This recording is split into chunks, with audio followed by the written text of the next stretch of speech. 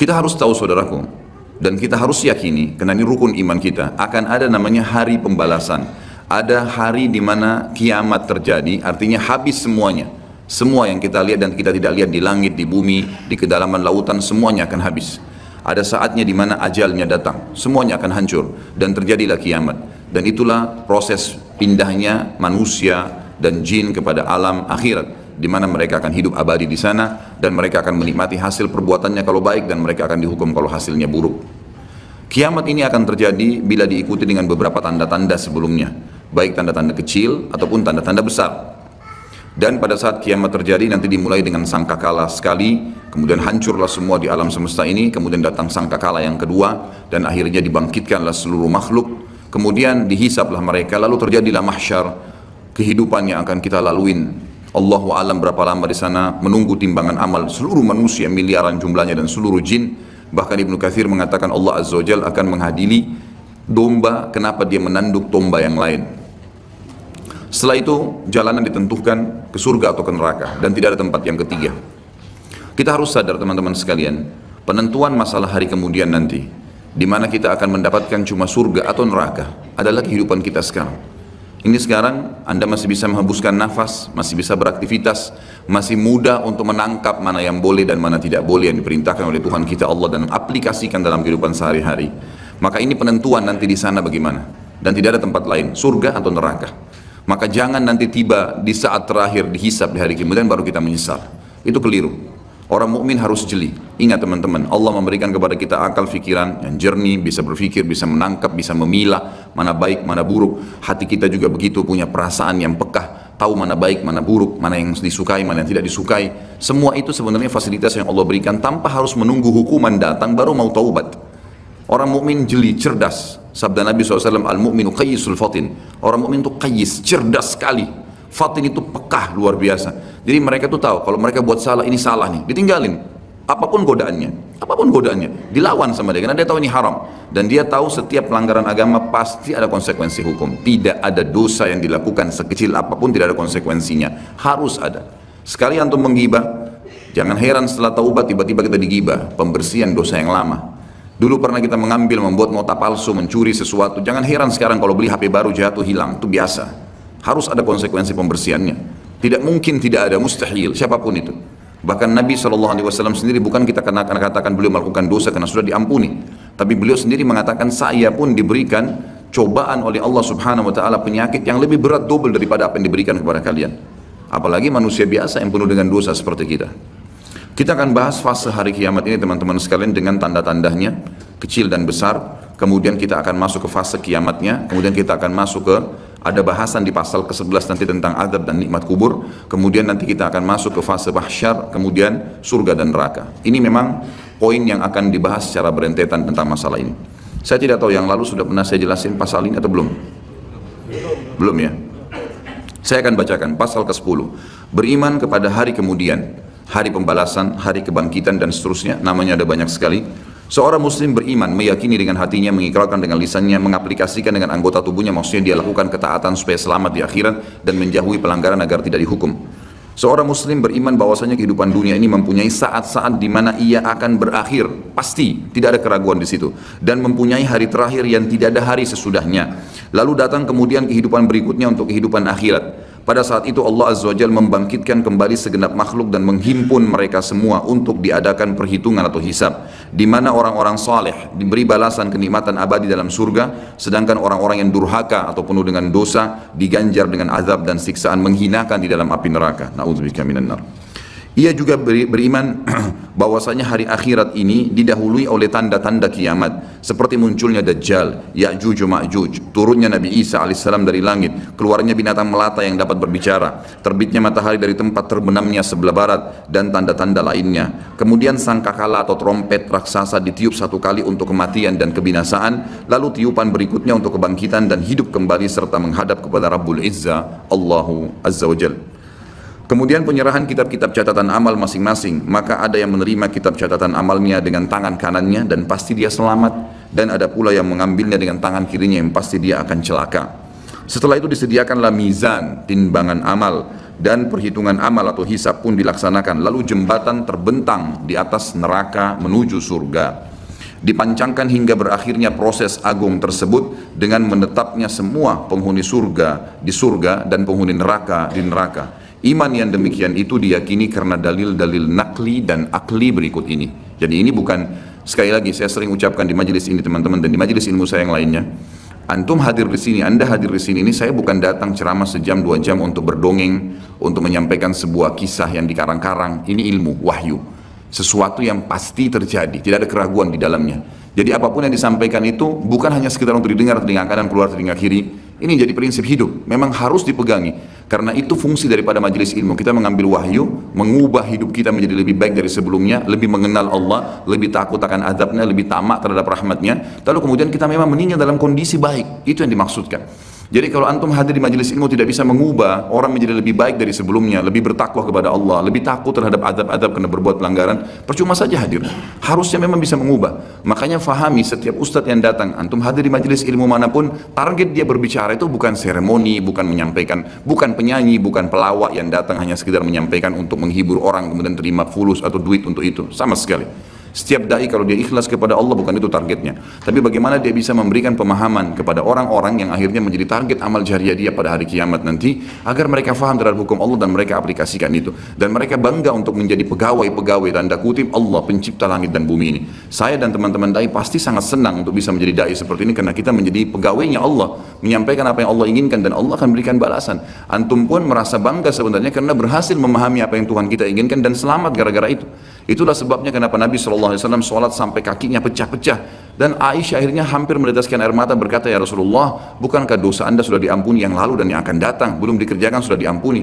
Jawaban Nabi SAW sederhana, afala akunu abdan syakura. Tidak layakkah saya menjadi orang yang bersyukur karena saya bisa diberikan petunjuk dan akhirnya saya bisa mengetahui mana boleh dan mana tidak boleh. Itu sebuah karunia yang sangat luar biasa bobotnya. Jadi jangan sampai apa yang kita sampaikan ini hanya sekedar kenangan, hanya sekedar sebuah informasi yang seperti hal yang lewat, seperti baca koran, bukan teman-teman. Dalil-dalil yang kita bacakan ini sesuatu yang pasti, wahyu, tidak ada keraguan di dalamnya. Yang pertama, tentang adanya kiamat, pasti berakhir semua kehidupan ini.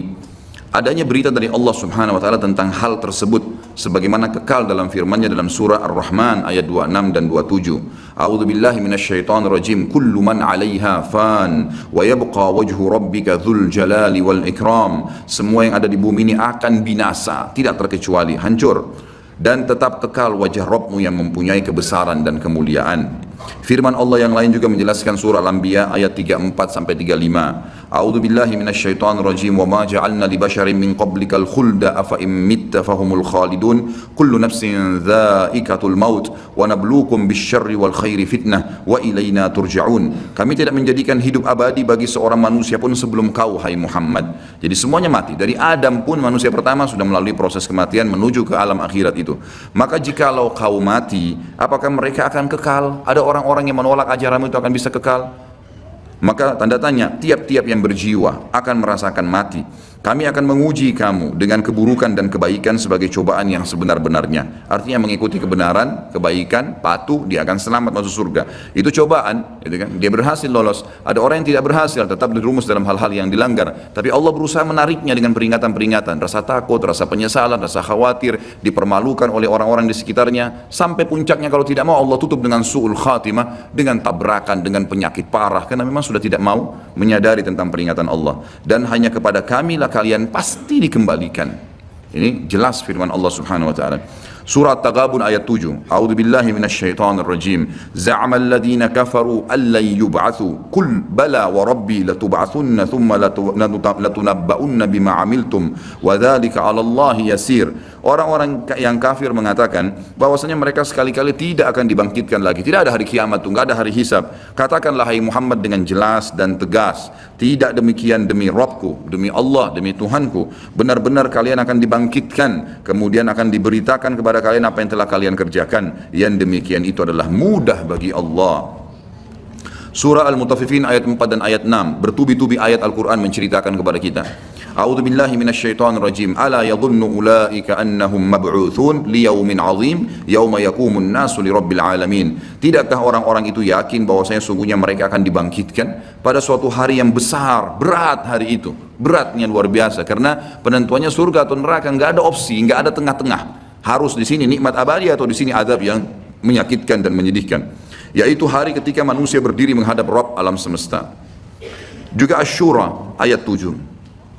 A'udzu billahi minasyaitonir rajim. Wa kadzalika auhayna ilaika Qur'anan Arabiyyan litundhira ummal qura wa man haulaha wa tundhira yaumal jam'i la raiba fi fariqum fil jannati wa fariqum fis sa'ir. Demikianlah kami wahyukan kepadamu Al-Qur'an dalam bahasa Arab, hai Muhammad, supaya kamu memberikan peringatan kepada ummul qura, penduduk Mekah, dan penduduk negeri-negeri sekelilingnya seluruh dunia, serta memberi peringatan pula tentang hari berkumpulnya manusia atau hari kiamat yang tidak ada keraguan padanya. Segolongan pasti pada saat itu akan masuk ke dalam surga dan segolongan lagi pasti masuk ke dalam neraka. Tidak ada pilihan yang lain. Sekarang penentuannya teman-teman, hati-hati. Jangan pernah terpengaruh dengan lisannya orang-orang di sekitar kita. Pujian dia, hinaan dia, cacian dia hanya sepanjang lidahnya. Kamu alim ya, kamu hebat ya, kamu gagah ya, kamu kaya lah. Itu hanya sepanjang lidah. Jangan itu membuat kita lalai, nggak ada gunanya sama sekali. Atau bahkan mungkin dia menghardik dengan kata-kata yang tidak baik, mencaci maki. Allah mengajarkan, kalau ada orang seperti ini, wa idza khatabahumul jahiluna qalu salama. Kalau orang bodoh mengajak bertengkar, tinggalkan saja kata Allah, nggak usah dilayani. Nggak ada waktu untuk menyanyiakan waktu kita kepada hal-hal yang tidak ada manfaatnya. Para ulama salaf kita memaksimalkan waktu mereka per detiknya, dari kegiatan ibadah ke ibadah apa lagi, terus begitu. Sampai seseorang di antara mereka berharap tidak ngantuk malam hari supaya bisa beribadah semalam suntuk, karena tahu ini akan terjadi hal-hal yang akan besar nantinya. Para sahabat Abu Darda, Abu Hurairah dan sahabat-sahabat Nabi yang lain semuanya, mereka sering menangis tiba-tiba tanpa sebab. Lalu ditanya oleh orang-orang sekitarnya dari para tabi'in, ada apa? Anda ini menangis, bukankah Anda sahabat Rasulullah? Maka jawaban mereka, sungguh bekal kami sangat sedikit, perjalanan masih panjang, tidak ada jaminan amal kami sudah diterima walaupun kami sudah melakukannya. Mungkin ya, ada kekurangan-kekurangan dalam amal tersebut, kita tidak pernah tahu. Dari khayalan sholat, dari ini, dari itu, dari riya dan seterusnya, ini berbahaya. Kalau para sahabat bisa khawatir begitu, bagaimana dengan kita teman-teman sekalian? Harusnya kita lebih jeli dan lebih hati-hati lagi. Alhamdulillah dengan kemahamurahannya Allah, Allah memberikan fasilitas yang namanya taubat, mudah sekali dilakukan. Tinggal mau meninggalkan perbuatan salah, jadi orang baik-baik, itu saja. Patuhi jalannya Allah, maka Allah masih bisa mengampuni itu kesalahan-kesalahan. Walaupun apa yang sudah kita sia-siakan sudah rugi sendiri. Artinya kalau pernah kita selama 10 tahun lalai terus berbuat dosa, dan dalam 10 tahun itu ada orang lain yang sudah berbuat amal ibadah, sudah puasa Senin Kamis, sudah puasa, sudah hadir majelis ilmu, sudah sholat 5 waktu di masjid, sementara kita lalai, maka tentu berbeda antara kita dengan dia. Itu secara akal sehat pastinya. Jadi jangan sampai kita menganggap semua orang sama tingkatannya, tidak. Tapi bukan mustahil dengan amal-amal yang tersisa setelah kita taubat akan meninggikan derajat kita. Bukan mustahil. Merengek, memohon, tamak terhadap rahmat Allah diperintahkan, dianjurkan. Dalam surah Zalzalah yang sangat masyhur, ayat 1 sampai ayat 8, satu surah lengkap, Allah Subhanahu wa taala menyebutkan, A'udzu billahi minasyaitonir rajim, idza zulzilatil ardu zilzalaha wa akhrajatil ardu athqalaha wa qala al insanu ma laha yawma idzin tuhadditsu akhbaraha bi anna rabbaka awha laha yawma idzin yasdurun nasu ashtatan liyaraw a'malahum faman ya'mal mithqala dharratin khairan yarah wa man ya'mal mithqala dharratin syarran yarah. Apabila bumi digoncangkan dengan goncangannya yang dahsyat dan bumi telah mengeluarkan beban-beban berat yang dikandungnya, semuanya yang ada kuat, tambang-tambang segala suatu batu-batu yang kuat di bawah tanah semua terbongkar pada hari itu. Dan manusia bertanya, mengapa bumi jadi begini? Pada hari itu bumi menceritakan beritanya, karena sungguhnya Rabbmu telah memerintahkan yang demikian kepadanya. Pada hari itulah manusia keluar dari kuburnya dalam keadaan yang bermacam-macam, supaya diperlihatkan kepada mereka balasan pekerjaan mereka. Barang siapa yang mengerjakan kebaikan walaupun seberat zarrah, biji sawi, niscaya dia akan melihat balasannya. Dan barang siapa yang mengerjakan kejahatan walaupun seberat biji zarrah, biji sawi, niscaya dia akan melihat balasannya pula. Surah Al-An'am 158. A'udzu billahi minasyaitonir rajim. Hal yanzuruna illa an ta'tiyahumul malaikatu aw ya'tiya rabbuka aw ya'tiya ba'du ayati rabbik yauma ya'ti ba'du ayati rabbika la yanfa'u nafsan imanuha lam takun amanat min qablu aw kasabat fi imaniha khaira. Al-ayat. Yang mereka nanti-nanti, kapan mau taubat nih? Kapan yang kafir itu mau beriman kepada Allah? Yang mereka nanti-nanti tidak lain hanyalah kedatangan malaikat kepada mereka untuk mencabut nyawa mereka. Tidak ada yang lain. Berarti keras kepala, nggak mau taubat, nggak mau baik, nggak mau berubah, nggak mau meninggalkan dosa-dosa, kalau gitu tunggu aja malaikat mau datang. Atau kedatangan Rabbmu, atau pada hari kiamat lebih dahsyat lagi, atau kedatangan sebagian tanda-tanda Rabbmu, ya, tanda-tanda sebelum terjadi hari kiamat. Pada hari datangnya sebagian tanda-tanda Rabbmu, tidaklah bermanfaat lagi iman seseorang bagi dirinya sendiri yang belum beriman sebelum itu, atau dia belum mengusahakan kebaikan dalam masa imannya.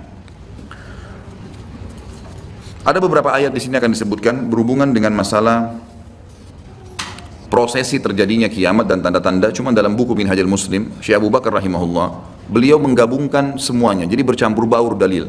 Makanya saya akan bacakan dulu semua dalilnya, dan nanti kita akan coba susun prosesi kejadian kiamat itu sendiri. Sekarang ayat yang dibacakan adalah ayat yang berhubungan tentang masalah salah satu tanda-tanda hari kiamat besar. Jadi ada 11 tanda-tanda kiamat besar yang disepakati oleh para ulama. Salah satunya adalah ini, ya. Surah Al-An'am ayat 82. A'udzu billahi minasyaitonir rajim. Wa idza waqa'al qawlu 'alaihim akhrajna lahum dabbatan minal ardi tukallimuhum anna an-nasa kanu biayatina la yuqinun.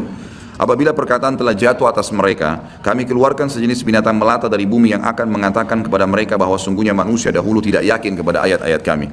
Sampai sini saya tahan dulu dan kita akan jelaskan 10 atau 11 tanda-tanda kiamat itu. Bagi teman-teman yang memegang bukunya bisa melihat di halaman 86. Saya akan bacakan hadisnya. Hadis ini riwayat Imam Muslim nomor 2901. Jadi tanda-tanda kiamat itu ada besar ada kecil. Tentu kalau tanda-tanda kiamat kecil banyak sekali. Di antaranya hadis riwayat Muslimnya juga yang berbunyi, kata Nabi SAW, tidak akan terjadi kiamat sampai aku diutus menjadi Nabi. Hitunglah 6 tanda-tanda kiamat, ini kecil. Lahirnya aku, diutusnya aku, dan meninggalnya aku. Berarti sudah ada 3 dan sudah terjadi. Kemudian akan tersebarnya, ya, penyakit taun. Dan ini sudah terjadi zaman Umar radhiyallahu anhu. Terbebasnya Palestina di zaman Umar radhiyallahu anhu, gitu kan. Kemudian pembebasan negeri Persia terjadi di zaman Umar radhiyallahu anhu. Berkumpul semua itu. Jadi 6 tanda-tanda ini sudah kelihatan semuanya. Tanda-tanda kiamat yang kecil sudah terjadi, ada yang sedang terjadi sekarang dan ada yang belum terjadi. Kalau yang sedang terjadi seperti misalnya hadis Nabi SAW yang berbunyi, tidak akan terjadi kiamat sampai orang-orang mengganti nama-nama minuman keras dengan nama-nama lain. Contoh, seperti sekarang misalnya menggantinya dengan istilah-istilah lain. Ya nama inilah, ya merek itulah, ya cuman sekian 5% alkoholnya dan seterusnya. Hadis yang lain, tidak akan terjadi kiamat sampai zina tersebar, dianggap biasa, dan juga banyaknya laki-laki menyerupai perempuan, dan juga minuman keras dianggap sebagai minuman yang biasa. Hadis sahih semuanya. Jadi ini semua kita lihat depan mata kita, sedang terjadi. Ya, sedang terjadi. Kemudian yang belum terjadi itu seperti misalnya kalau tanda-tanda kiamat kecil terakhir sekali namanya Malhamah Kubra, peperangan besar antara kaum muslimin dengan orang-orang Nasrani. Yang ini disebutkan panjang lebar dalam hadis Bukhari lebih dari 3 lembar kalau tidak salah. Hadis ini berbunyi, kata Nabi SAW, kalian akan bersatu dengan Bani Asfar. Bani Asfar ini sebenarnya lebih tepatnya orang-orang Rum, ya, orang-orang Nasrani. Mereka akan bersatu, kalian akan bersatu dengan mereka untuk memerangi satu kaum, tapi tidak disebutkan kaum ini siapa. Yang jelas kita akan bersatu satu waktu dengan kelompok-kelompok Nasrani ini, kemudian kita bersatu memerangi satu kaum. Allahu alam siapa mereka. Sebagian ulama beristihad mengatakan komunis, ada yang mengatakan kapitalis dan segala macam istilah, tapi kita beriman bahwasanya itu akan terjadi. Ringkas cerita, kalian akan memenangkan peperangan, pasukan tahaluf ini, sekutu ini akan menang. Kemudian setelah itu bubarlah semua pasukan dan tersisa pasukan di negeri Syam, Dan dari hadis ini juga ulama sekarang mengatakan kasus Syria ini akan berakhir dengan sendirinya karena memang hadis ini menjelaskan adanya ketentraman di negeri Syam, ya, sebelum terjadi tanda-tanda kiamat besar.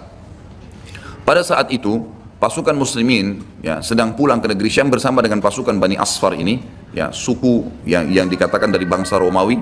Kemudian mereka mengangkat bendera salib sambil mengayunkan dan mengatakan, kamilah yang telah memenangkan peperangan ini. Maksudnya kekuatan Nasrani.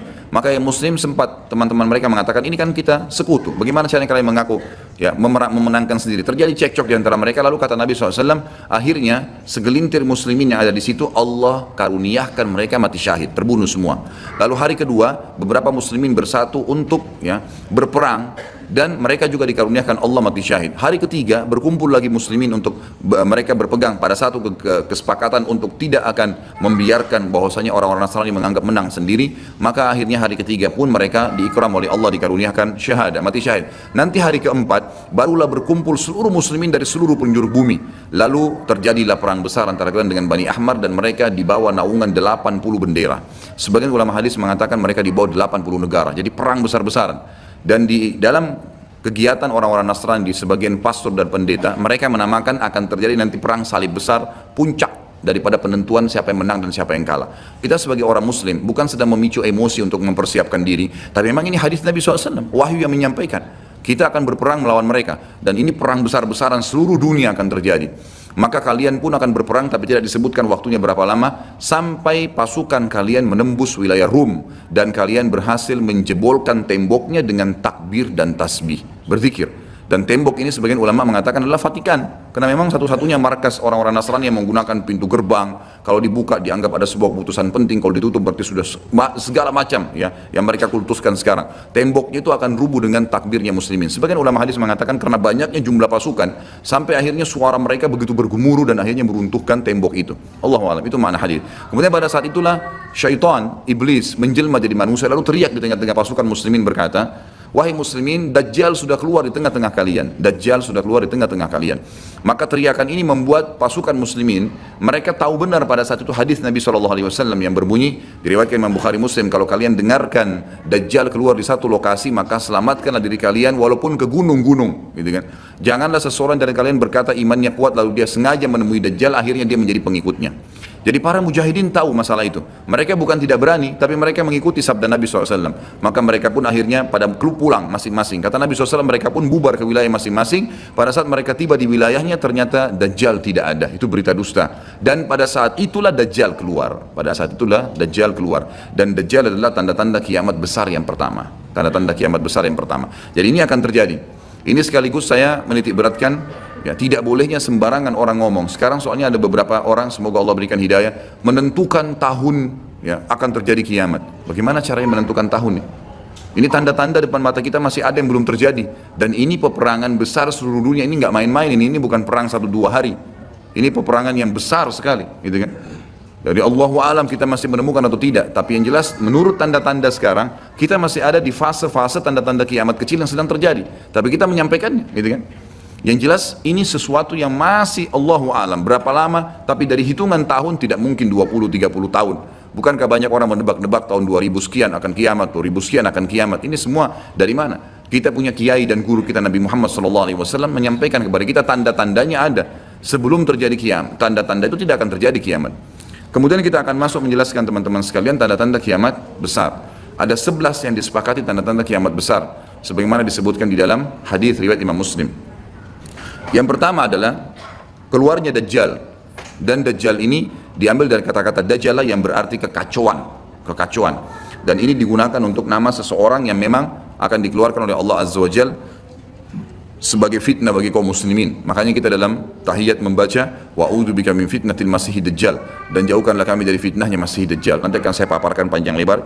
Yang kedua adalah sementara Dajjal membuat kerusakan di muka bumi, maka akan keluar Mahdi, yang kata Nabi SAW akan keluar seseorang yang sama namaku, Muhammad bin Abdullah, akan sama paras wajah dan poster tubuhku, sama persis dengan Nabi SAW, alisnya, matanya, kulitnya, dan dari keturunanku, dari kota Madinah. Jadi kan sebagian ulama hadis mengatakan ini kemungkinan dari turunan Hasan radhiyallahu anhu, karena memang sekarang yang banyak di Madinah itu turunan Hasan radhiyallahu anhu. Maka dia akan keluar dan Allah mengubahnya dalam sehari semalam. Kemudian dia keluar dari Madinah ke Mekah lalu dibayar dengan 300 orang, lalu kemudian mereka membentuk pasukan untuk mengejar Dajjal. Kemudian yang ketiga pada saat itu, nanti akan saya jelaskan panjang lebar, ini garis umumnya dulu. Yang ketiga akan turun Nabi Isa alaihissalam. Pada saat pasukan Mahdi sudah sampai di masjid ya, Menara Putih, dikatakan, dan subhanallah masjid itu kata ulama hadis ada sekarang di Damaskus, di ibu kota Syria. Ada masjid yang disebutkan Menara Putih, dan Nabi SAW sebutkan dengan nama Menara Putih. Nanti mereka akan sehingga sholat asar situ lalu Isa alaihissalam turun. Kemudian setelah itu, setelah Isa alaihissalam ya, datang turun kemudian memerangi Dajjal, datang tanda-tanda hari kiamat. Yang keempat adalah Ya'juj Ma'juj, dua suku yang dari anak Adam diciptakan oleh Allah Subhanahu wa taala, tapi mereka berbeda dengan kita. Mereka sangat beringas, memakan semuanya, kala jengking, ular, hewan-hewan, jumlahnya banyak. Bahkan seseorang di antara mereka tahu kalau akan mati kalau seandainya sudah memiliki 1000 orang anak. Dan mereka akan membuat kerusakan, membunuh semua yang ditemui. Kafir, beriman, tidak ada urusan. Selain mereka akan dibunuh. Ini ada ciri-cirinya. Ya, ada ciri-ciri yang akan saya sebutkan nanti. Ringkas cerita, mereka akan buat kerusakan dan Allahu a'lam berapa lama di situ. Isa alaihissalam dan kaum mukminin akan sembunyi di gunung-gunung dan mereka akan mati bukan dengan peperangan dengan kaum mukminin tapi dengan doa Isa alaihissalam yang berdoa lalu Allah matikan mereka dengan satu kali mati. Maka semua miliaran orang yang Ya'juj ini mati tiba-tiba. Kemudian Isa alaihissalam pun berdoa kepada Allah agar dihilangkan jenazah mereka karena seluruh bumi ini dipenuhi dengan jenazah mereka. Sampai disebutkan dalam hadis mereka akan turun di sebuah sungai Tibriyah di wilayah Syam. Mereka minum sungai tersebut. Orang terakhir mereka datang sudah nggak temukan lagi ada airnya, saking banyaknya jumlahnya. Dan saya pernah tanyakan ke dosen saya sendiri waktu tingkat 3 kuliah bicara masalah Ya'juj ini, saya bilang, Syekh, apakah ada orang dari kita yang ikut dengan pasukan mereka? Maka Syekhnya mengatakan sama sekali tidak ada. Karena kita beranjak daripada hadis Nabi SAW, seseorang antara mereka tahu dia akan mati kalau sudah punya 1000 orang anak. Dan mereka akan membunuh semua selain mereka. Jadi ada ciri khasnya sendiri. Kemudian setelah mereka mati pun, Isa alaihissalam berdoa, lalu Allah SWT datangkan burung-burung yang besar dari arah barat, yang mencengkram mereka satu-satu, lalu dibuang ke lautan ke arah timur. Kemudian Allah turunkan hujan yang membersihkan kotoran-kotoran mereka. Jadi sudah ada tanda-tanda kiamat pertama Dajjal, nanti akan saya ceritakan ceritanya. Kemudian ada Mahdi keluar dari Madinah, kemudian turunnya Isa alaihissalam, kemudian Ya'juj Ma'juj. Setelah berjalannya waktu, maka akan terjadi orang-orang kufur kembali kepada risalah langit. Setelah pada saat itu Isa alaihissalam sudah meninggal dunia, sudah mulai sebenarnya tentram, orang sudah mengenal Allah, tapi dengan berjalannya waktu manusia mulai lalai, mulai lagi kembali menyembah berhala, mereka lagi berbuat zina, mereka melakukan kekacauan, maka keluar tanda-tanda kiamat besar yang kelima, yaitu keluarnya dabbah atau hewan melata. Yang hewan melata ini akan keluar dari tanah, berbentuk seperti hewan tapi dia bisa berbicara dan dia membawa cap yang dia mencap orang beriman dan orang kafir. Setiap kali mereka buat kesalahan, ya diingatkan oleh dabbah ini, kalau kamu sedang lalai dari jalan Allah, kembalilah. Dan itu tadi yang ayat yang kita bacakan surah An-Naml ayat 82. Kemudian setelah itu datang tanda-tanda kiamat yang keenam. Setelah keluarnya dabbah, maka akan terjadi 6, 7, 8 sekaligus tanda-tanda kiamat ini, yaitu terjadinya longsor besar di wilayah timur Jazirah Arab. Tepatnya wilayah timur itu Irak, Iran, Afghanistan, Rusia, itu wilayah timur Jazirah Arab. Akan terjadi longsor besar yang tidak bisa lagi ditutup. Dan terjadi juga longsor besar, tanda-tanda kiamat yang ketujuh, itu adalah di Jazirah Arab dan juga terjadi di wilayah baratnya Jazirah Arab, yaitu wilayah Afrika. Dan ini juga akan longsor besar, gitu kan. Kemudian terjadilah tanda-tanda kiamat yang selanjutnya, yang ke berapa? 9. Keluarnya api dari wilayah Ka'rul Adan namanya, atau wilayah padang pasirnya wilayah Aden. Aden salah satu kota di Yaman, gitu kan. Dan sekarang ini sudah ada diangkat di YouTube, dicuplikan, dan saya pernah lihat sebagian padang pasir wilayah Aden ini yang disebutkan dengan Ka'rul Adan itu memang tidak ada orang yang tinggal situ karena panasnya, gitu kan. Dan ada wilayah padang pasir yang sempat terbelah dan mereka melihat dan diteliti secara ilmiah di bawah itu ada api yang sangat besar. Jadi ini sudah disebutkan dalam hadis Nabi SAW. Kemudian selanjutnya akan terbit matahari dari barat sebagaimana dia biasa terbenam dari situ. Ini ada berapa? 10 ya? Berarti ada satu yang tertinggal ya. Iya, keluarnya asap, maaf. Jadi sebelum terjadinya longsor 6, 7, 8 tadi, yang keenamnya itu adalah kelihatannya kabut. Di seluruh muka bumi ini akan terjadi kabut yang menutupi bumi ini, dan semua dunia ini akan melihat kabut itu dalam beberapa waktu. Inilah 11 tanda-tanda kiamat besar. Baik, kita akan rincikan dengan izin Allah satu persatu. Kalau terjadinya atau keluarnya Dajjal, ini disebutkan dalam banyak hadis, banyak sekali, dan ini yang paling banyak diingatkan. Di antaranya hadis Bukhari yang berbunyi, kata Nabi SAW, tidak ada seorang Nabi pun kecuali sudah mengingatkan kaumnya tentang si buta sebelah kanan. Ya. Jadi memang dia cirinya buta sebelah kanan. Dajjal memiliki ciri khas, rambutnya keriting, kemudian kulitnya mendekati hitam, ya. Jadi sawo matang, badannya kekar, kemudian dahinya lebar, ya. Dan orangnya mata kanannya rusak seperti anggur yang sudah rusak. Dan kata Nabi SAW, ingatlah dia akan mengaku sebagai Tuhan, dan ketahuilah Tuhan kalian Allah tidak buta sementara dia buta. Kemudian orang-orang pada bertanya, ya Rasulullah, bagaimana bisa orang mengikutinya? Kata Nabi SAW, pada saat itu dunia akan ditimpa kelaparan dan Dajjal memiliki bergunung-gunung makanan. Ini bahasa wahyunya begitu. Allahu alam seperti apa, yang jelas dia bergunung-gunung memiliki makanan. Dan dia akan melewati seluruh muka bumi ini, tidak ada satu tempat pun kecuali dia akan lewati, melainkan akan dilewati kecuali Madinah dan Mekah. Itu yang dia tidak bisa masukin. Dajjal akan membuat kerusakan di muka bumi 40 hari. Satu hari pertama seperti setahun, satu hari kedua seperti sebulan, hari ketiganya seperti sepekan, dan sisa harinya seperti hari-hari kalian. Berarti setahun, 2 bulan, 2 pekan. Dan ini kemungkinan kata sebagian ulama, dia akan menggunakan teknologi yang ada sekarang. Karena Nabi SAW mengatakan akan keluar Dajjal dari wilayah Yahudiyah di Khurasan. Wilayah Yahudiyah ini subhanallah, sekarang di Iran ada satu perkampungan namanya Yahudiyah. Diberikan nama itu. Dan mayoritas penduduknya orang Yahudi. Kata Nabi SAW, Dajjal akan keluar dari wilayah Yahudiyah di Khurasan. Khurasan itu Iran. Gitu kan? Dan sekarang ini sudah ada, semua ini ada. Tidak mungkin salah sabda Nabi SAW. Dikatakan akan keluar dan diikuti dengan 70.000 orang Yahudi. Dan sebagian ulama hadis mengatakan pada saat itu teknologi sangat canggih, seperti sekarang, lebih canggih lagi, gitu kan? Sehingga Dajjal mengelilingi muka bumi ini dengan 1 tahun, 2 bulan, 2 pekan itu sudah kelilingi seluruh dunia. Dan setiap kali kata Nabi SAW dia memasuki sebuah wilayah dan orang-orang beriman padanya, maka wilayah itu akan subur, turun hujan dari langit, perekonomian mereka, ya, perkebunan, peternakan, semua akan subur. Dan setiap wilayah yang ditinggalkan oleh Dajjal tidak mau beriman, maka akan susah. Hujan tidak turun dari langit, hasil mereka mengurang dan seterusnya. Jadi memang ini sabda Nabi SAW disuruh kita menghindar, bukan melawannya. Dajjal akan terus membuat kerusakan di muka bumi dan banyak sekali pengikut-pengikutnya. Kata sebagian ulama hadis, beritanya akan merambak sangat cepat dan banyak pengikutnya karena menggunakan media. Kemungkinan menggunakan media kayak kita sekarang merambat luar biasa, mudah ditangkap informasinya. Dajjal akan dikenal oleh orang-orang, Jadi orang-orang akan banyak yang tidak beriman sama Allah, yang munafik, semuanya ikut. Termasuk ada yang mengaku Islam tapi munafikin menjadi pengikutnya Dajjal. Ya. Kemudian Dajjal akan keliling terus di muka bumi sampai dia tiba di Madinah, yang diceritakan kota Madinah, dan dia tidak bisa memasuki kota Madinah karena di setiap pintu gerbangnya ada malaikat yang menghenduskan pedang, ada 2 malaikat yang menghenduskan pedang dan menghadangnya, maka Dajjal pun tidak bisa masuk. Allahu alam bagaimana ini terjadi, tapi ini sabda Nabi SAW. Lalu Dajjal pun mencari gunung tertinggi yang ada di sekitar perbatasan Madinah. Sebagian ulama yang pernah saya tangkap bahasa mereka mengatakan batas Madinah yang paling mudah dijangkau dan masuk adalah Wadi Aqiq. Wadi Aqiq sebuah lembah yang kebetulan dulu berada di depan kampus kami. Jadi di situ dianggap kalau sudah keluar dari situ berarti sudah keluar dari wilayah haram itu sendiri. Allahu alam, ini ijtihad tentunya. Tapi yang jelas Dajjal akan naik ke atas sebuah gunung, kemudian dia berkata kepada para pengikutnya, apakah kalian melihat istana putih itu? Maka mereka semua melihat ke arah Masjid Nabawi. Lalu mereka mengatakan iya. Kata Dajjal, itulah istananya Muhammad yang aku tidak bisa jangkau. Dan subhanallah sekarang Masjid Nabawi warnanya seperti istana putih, gitu kan? Tanpa disadari menggunakan marmer putih besar. Begitu juga dengan perluasannya nanti. Memang kalau dari kejauhan seperti istana yang sangat mewah, gitu kan?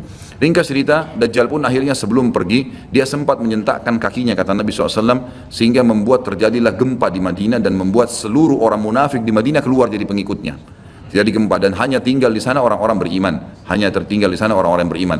Lalu keluarlah sebelum Dajjal pergi, keluarlah satu anak muda yang kata Nabi SAW orang terbaik pada saat itu, orang terbaik pada saat, orang yang paling luar biasa imannya. Masih muda di sini ulama mengatakan istilah syab dalam bahasa Arab bisa dari mulai balik 12 tahun sampai 40 tahun. Nanti harus keluar seorang anak muda yang disilakan syab antara umur ini, kemudian keluar dan sempat melihat Dajjal.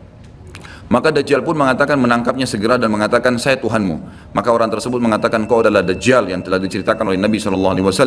Karena dalam hadis yang lain dikatakan setiap orang mukmin bisa melihat di dahinya tulisan kafara yang berarti kufur. Dia bisa membaca bahasa Arab atau tidak, tapi dia akan bisa membaca dengan hikmah Allah. Matanya orang mukmin bisa melihat itu sehingga dia tahu ini adalah Dajjal. Kemudian Dajjal pun mengambil gergaji dan membelah 2 dari kepala sampai kemaluannya, sehingga anak muda itu terbelah 2 dan Dajjal melewati tengah-tengahnya dan seluruh pengikutnya bersorak-sorak. Lalu Dajjal berkata, bangkitlah, bangkit kembali bersatu. Lalu kata Dajjal, apa kau sudah yakin saya Tuhanmu? Maka Dajjal mengatakan, maka anak muda itu mengatakan, justru saya tambah yakin kau adalah Dajjal. Setelah itu dia berusaha membunuhnya tapi dia tidak mampu lagi. Allah sudah selamatkan. Maka Dajjal pun meninggalkan lokasi tersebut. Lalu puncaknya Dajjal menuju ke Palestina. Dan dia akan bermarkas di sebuah tempat namanya Babulut dalam hadis. Subhanallah, sekarang ini sudah ada kota di Israel yang mereka rebut wilayah Palestina, sebuah seperti kecamatan, ya. Kalau yang saya tangkap, saya depan ada cuplikannya, itu ternyata diberikan nama Babulut oleh orang Yahudi. Dan ini disebutkan dalam hadis dengan lafaz itu Babulut, ya. Bablut, gitu kan. Ini subhanallah saya lihat cuplikannya Babulut, gitu. Ini luar biasa nih, seperti sabda Nabi SAW. Dan sekarang mereka lagi fokus membangun, menjadikan wilayah itu wilayah yang paling mewah di Israel. Subhanallah, gitu kan. Dajjal akan menuju ke sana, dan sementara dia menuju ke sana, setiap wilayah yang dia lewatin, salah satunya disebutkan dalam hadis Bukhari adalah dia akan melewatin satu wilayah yang sangat banyak masyarakatnya. Ya Allahu alam ini di mana? Apakah di wilayah Cina, apakah di pokoknya masyarakat komunitasnya paling besar. Kita tahu sekarang Cina sama India ini tempat yang sangat luas, gitu. Banyak masyarakatnya. Dia akan melewati wilayah yang banyak masyarakatnya, lalu kemudian dia berkata kepada pemimpinnya, Allahu alam, ini presiden kah, raja kah, kepala suku kah, dia akan berkata bahwasanya saya Tuhanmu. Maka orang itu mengatakan, apa buktinya kau Tuhan saya? Dia bilang, bagaimana kalau saya hidupkan kedua orang tuamu? Apa kau akan percaya saya Tuhanmu? Maka orang itu berkata, tentu saja. Ada Dajjal, tunjukkan kuburannya. Ditunjuk kuburannya, lalu Dajjal mengatakan, keluarlah. Maka keluarlah orang tuanya dan berkata ibu ayahnya, ikutlah pada orang ini ikutlah pada ini karena dia adalah Tuhanmu. Maka akhirnya kepala suku atau kepala negara itu pun menyatakan ikut, dan seluruh masyarakatnya ikut. Jadi luar biasa, miliaran orang jadi pengikut Dajjal pada saat itu. Maka Nabi SAW sudah membongkar buat kita itu, berkata apa? Itulah dua syaitan yang menjelma untuk menipu manusia. Dan itu puncak terakhir sekali sebelum Dajjal menuju ke Israel. Lalu kemudian dia menuju ke Palestina, tapi disebutkan Israel, dikatakan Palestina dalam hadis. Lalu menuju ke sebuah wilayah yang namanya Babulut tadi. Lalu Dajjal berpesta pora di sana dengan pengikut-pengikutnya, mentuhankan dia. Dia berikan makanan, kaya raya, segala macam dia bisa lakukan, fitnah, gitu kan. Akhirnya keluarlah pada saat sementara dia berjalan ke Babulut dan tiba di Babulut, keluarlah di Madinah Mahdi. Dan Mahdi ini adalah keturunan Nabi SAW, tadi saya bilang, keluar dari Madinah, kemudian Allah memperbaiki dia dalam sehari semalam. Kata sebagian ulama hadis, Allah berikan petunjuk sehingga dia menjadi baik langsung, gitu kan. Tadinya dia faham agama, tapi belum diaplikasikan, sekarang dia langsung Allah SWT ubah menjadi orang yang soleh dalam sehari semalam. Lalu kemudian dia jalan, ada banyak riwayat yang menyebutkan ciri-cirinya, di telapak tangannya ada seperti bekas, ya, tanda lahir. Tapi yang jelas yang paling mendasar mirip dengan Nabi SAW, alisnya seperti busur panah, kulitnya putih, orangnya tinggi, besar, kekar, gitu kan. Dan tadi turunan Nabi SAW namanya Muhammad bin Abdullah. Maka dia pun akhirnya didatangi oleh orang-orang yang pada saat itu sudah tahu tentang keluarnya Dajjal, sudah informasi menyebar. Maka mereka juga sudah tahu ada orang yang akan membentuk pasukan dari Madinah namanya Muhammad bin Abdullah. Lalu mereka carilah keturunan Nabi SAW itu, lalu ditemukan. Lalu mereka mengatakan, engkau lah yang telah ditunjuk oleh Nabi SAW. Maka keluarlah memimpin kami untuk memerangi Dajjal. Dia pun awalnya menolak sampai dia pergi ke Mekah, kata Nabi SAW, lalu diikuti oleh 300 orang masyarakat membaiatnya. Lalu terbentuklah pasukan muslimin yang tidak tahu Allahu alam berapa jumlahnya pada saat itu. Lalu mereka menuju ke Palestina, melewati negeri Palestina, melewati negeri Syria, dan akhirnya mampir di Masjid Darul Baidha tadi, menara putih yang tujuannya untuk mengerjakan sholat asar. Dan pada saat itu terjadilah tanda-tanda kiamat besar ketiga, Isa alaihissalam akan turun. Kata Nabi SAW, Isa alaihissalam akan turun, rambutnya basah, meneteskan air dan memegang dua sayapnya malaikat. Sebagian ulama hadis mengatakan pada saat itu kaum mukminin akan melihat malaikat yang membawa Isa alaihissalam. Kemudian dia turun dan dia masuk. Kemudian kata Nabi SAW, Mahdi adalah satu-satunya orang, ya, salah satu orang yang Nabi sholat jadi makmum di belakangnya. Karena waktu turun Nabi Isa, orang sudah tahu semua ini akan turun, lagi berkumpul gini mau sholat, pas mau iqamah sholat, Isa alaihissalam turun. Dan orang-orang sudah mengatakan Isa sudah datang. Jadi informasi pasti, bukan lagi yang diragukan, bukan masih nebak ini Isa atau bukan, mereka sudah tahu. Turunnya kelihatan dan mereka masuklah. Lalu kemudian Mahdi mengatakan, silakan memimpin, hai Nabiullah. Kata Nabi Allah, imam dari diri kalian, dari kalian sendiri, dari kaum muslimin. Maka akhirnya dia pun menjadi imam. Kemudian terbentuklah pasukan tersebut, tiba di Babulut. Saya tutup dengan kisah Babulut ini. Pada saat tiba di Babulut, ya, tiba di Palestina, maka Dajjal tidak tahu yang datang ini siapa. Disebarkan berita oleh pengikutnya mengatakan, hai Dajjal, sudah datang pasukan yang ingin memerangi kita. Lalu Dajjal mengatakan, siapa yang berani mengalahkan saya? Siapa yang bisa? Bukakan pintu gerbang, kita tantang. Dia nggak tahu kalau Isa alaihissalam yang datang. Kemudian pada saat dibukakan, Dajjal dengan sombongnya, dia tahu dia tidak mati, gitu kan? Punya kekuatan super yang luar biasa. Begitu dibuka pintu gerbang, dia sengaja nunggu di pintu gerbang untuk menunjukkan, mendemonstrasikan kemampuannya di depan para pengikutnya. Ternyata waktu dibuka pintu gerbang, Isa alaihissalam di depan pasukan muslimin. Dan akhirnya begitu melihat Isa, dia coba melarikan diri dan badannya meleleh seperti melelehnya lilin, gitu kan? Jalan terus meleleh sampai akhirnya Isa alaihissalam mengejarnya sambil mengatakan, wahai musuh Allah, sudah saatnya kau mati. Diletakkan di tanah, ditekan oleh Isa alaihissalam, lalu kemudian ditombak di antara dua matanya dengan tombak emas, yang akhirnya membuat Dajjal mati. Pada saat itu pun Yahudi mengetahui masalah itu, sehingga mereka menyebar. Ya, mereka menyebar dan Isa alaihissalam sudah tahu instruksi dari Allah untuk membunuh semua pengikut Dajjal. Maka semua pun pengikut Dajjal dari Yahudi ini menyebar di bawah pohon, di atas batu, dan semuanya akan berbicara mengatakan, hai muslim, ini Yahudi, bunuhlah dia. Maka semuanya pun dibunuh oleh kaum muslimin kecuali satu pohon, pohon garkat. Pohon garkat ini pohon yang punya duri dan buahnya pahit. Dulu di kuburan Baqi cukup banyak. Ya, sekarang subhanallah di Israel paling banyak ditanam pohon garkat karena mereka tahu bahwasanya itu tidak akan berbicara untuk menunjukkan siapa mereka. Jadi kebodohan orang Yahudi tahu kebenaran ini tapi mereka tidak beriman. Makanya wajar Ibnu Abbas berkata dalam nama ghairil maghdubi alaihim, bukan orang yang bermuka adalah orang-orang Yahudi karena kebodohannya. Maka pada saat itu pun dibunuhlah semuanya, dan termasuk kata ulama hadis sebenarnya yang sembunyi di sekitar pohon garkat. Garkat ini tidak bicara, hai muslim ini Yahudi. Tapi orang Islam pada saat itu kata ulama hadis mengetahui kalau ini pohon garkat. Mengetahui kalau ini pohon garkat. Jadi memang sudah punya gambaran, sehingga walaupun sembunyi di pohon garkat tetap akan dibunuh oleh kaum muslimin. Karena orang-orang Yahudi tidak mengikrarkan syahadat. Mereka walaupun sudah tahu kebenaran, mereka memang tidak mau syahadat.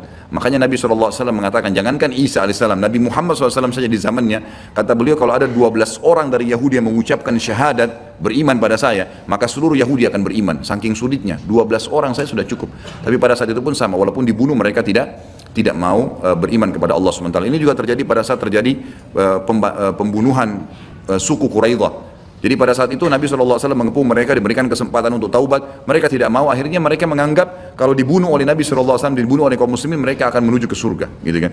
Jadi mereka pasrah dengan dibunuh, mereka anggap itu akan menuju ke surga. Dan ini kebutuhan, ya, ini kebutuhan. Maka pada saat itu selesailah urusan orang-orang Yahudi ini, dan Isa AS akan memimpin di muka bumi selama, ada riwayat mengatakan 7 tahun, ada yang mengatakan 40 tahun. Membuat keadilan, dan Isa akan membunuh semua babi, menghancurkan semua salib, dan tidak ada rumah satupun kata Nabi SAW di muka bumi kecuali akan masuk ke dalam Islam, baik dalam keadaan mulia ataupun menolak, terhina. Jadi sudah tidak ada, seluruh muka bumi ini akan jadi Islam pada saat itu. Jadi sampai sini insya Allah bahasan kita akan lanjutkan nanti, pertemuan akan datang, dan silakan kalau ada pertanyaan ditulis di kertas, setelah sholat kita akan bahas, dan kita akan mulai Ya'juj Ma'juj dan sisa-sisa lainnya nanti kita akan bahas pada pertemuan akan datang. Mungkin begitu. Subhanakallahumma bihamdika asyhadu an la ilaha illa anta astaghfiruka wa atubu ilaik.